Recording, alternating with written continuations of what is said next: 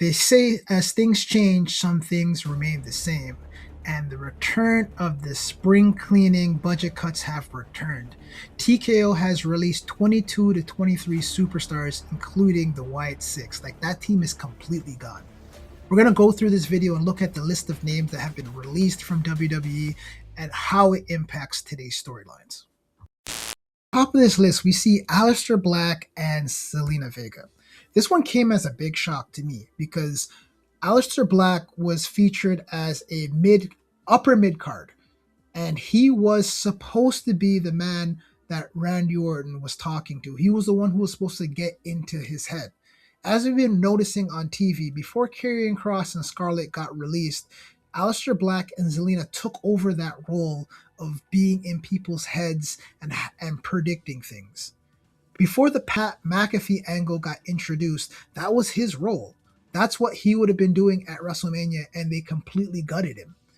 I don't understand how this will continue on, or how TKO even looked at the list and said, okay, this is who we need to cut, because there are other people on the roster that should have gone, but they got these two who were on TV and building towards something, and now that storyline is completely dropped. So we're seeing some turmoil here, and this is not the first time WWE and TKO have gotten rid of key players or players on TV, but they continue to do these things which don't really make sense to me. And I also look down, and I could say the same thing for Kairi Sane as well. We have a storyline on Monday Night Raw. We have Io Sky, we have Asuka and Kairi. So there's a power dynamic between the two. Io wants to get Kairi out of Asuka's clutches, and Kairi is obviously conflicted. So we just had a tag team match on Monday Night Raw. Literally just had this tag team match on Monday Night Raw, and now she's completely gone. That storyline is dead. So where do Io and Asuka continue on? Now they can continue going one-on-one, but they completely dropped who and what they're fighting for. We could have seen a face turn where we could have had, now that Rhea's on SmackDown, we could have Io and Kairi as a tag team, or just building a friendship, and then they're going after Asuka. So they completely killed that. There's nothing left there. We're gonna look at the Wyatt Sicks. I mean, this one is a little bit controversial in the sense of, we had them on SmackDown against the MFTs last week, but I also don't feel like they weren't bringing any real value to the show. With their personalities, it's just too much. The faction is too big, and there's only one group they can actually face, is the MFTs. They could have broken up the team a little bit, maybe made them a bit more creative, but they were just big and they weren't doing anything. They weren't really moving the needle. And I don't want to have to say this, but I feel like we were only tolerating them simply because of our love for Bray Wyatt, right? I don't think Bo Dallas was ever over. Like, I liked his initial Bo Leave character back in the day, but that's pretty much it. We wanted to hold on to the memories of Bray Wyatt through Bo, and I feel like if they killed the Uncle Howdy and allowed him to be unmasked and did more things with his character, or maybe even be more of the Wyatt family-esque Bo Dallas, then I could get behind that. But they were just on the show. They weren't defending the tag team championships when they were champions. It was a rough go. So again, as much as I hate to see people get fired, I kind of get it. They weren't needle movers and didn't really have a story. They had a storyline. They got their lantern back, and now they're gone. So that's another group that just got erased, and it's troubling to me. So we lost Uncle Howdy, which is Bo Dallas, Nikki Cross, Dexter Loomis, Joe Gacy, and Eric Rowan. That's completely gutted. They're gone. The Motor City Machine Guns. This one is a tough one because I feel like on the SmackDown roster, the tag team division is the drizzling shits right now. We have Damian Priest and R-Truth as the tag team champions, and okay, cool, right? But what's up with the division? We just had the Street Profits move to Monday Night Raw. Who is there to defend the championships? Like, who are they going to have matches with? To me, I don't see it. Like, I honestly don't know who else. We have The Miz and Kit Wilson as a tag team.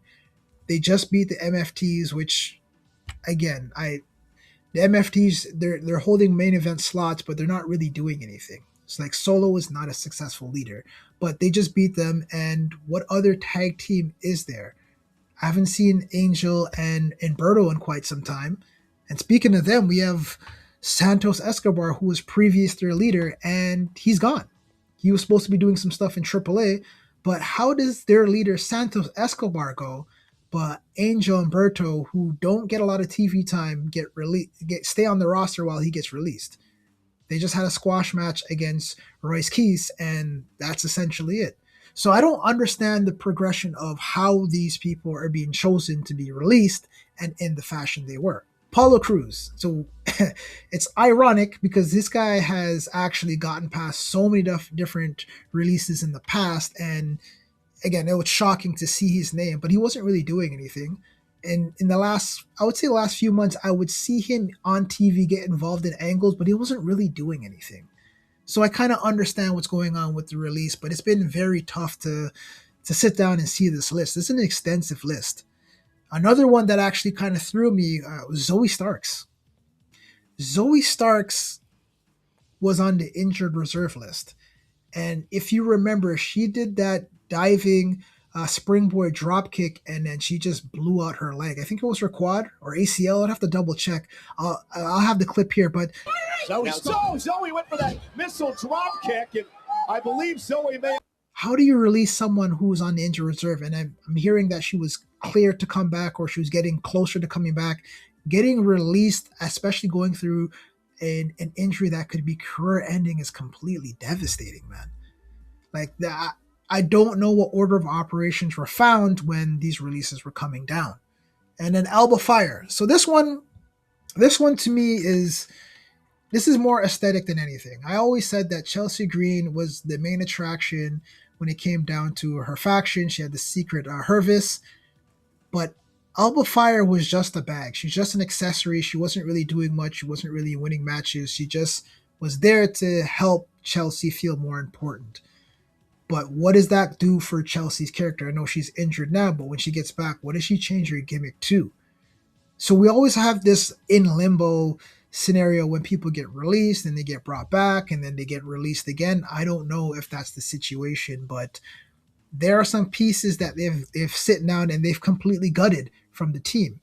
I'm looking at these other names, and all of them are from the LFG and NXT development. So even that sector is going to be a little bit tough, because if we think about what we watched on Monday Night Raw and on Friday Night SmackDown, we had a lot of call-ups. We have Ricky Saints coming up on SmackDown. We had Sol Ruka come up on Raw. We had Ethan Page come up on Raw. We also had Fatal Influence come up on SmackDown and made a big splash. So everyone's feeling it, and then the deepness in the roster is no longer there. So now NXT needs to build some stars, and Raw and SmackDown really do need to deliver. Like, this is a tough blow. And again, this isn't something that came left field. We knew these things come down the pipeline last year. This happened roughly around the same time last year when Braun Strowman was a part of the cuts. And to me, even that didn't make sense. I understood he was moving a little bit slower and he had an injured knee, but he was putting on some heat when he was feuding with Jacob Fatu. So I know this is very devastating to see and very unfortunate, but this is how the business runs. TKO has cut out some people, and again, we need to work around that. So hopefully something comes around and they're actually able to build stars and fill that upper mid card, but this is a tough loss. This is the 2026 cuts. I'm not too sure if anything else is coming up, but we're going to have to stay tuned for that one. All right, guys, until the next video. Peace.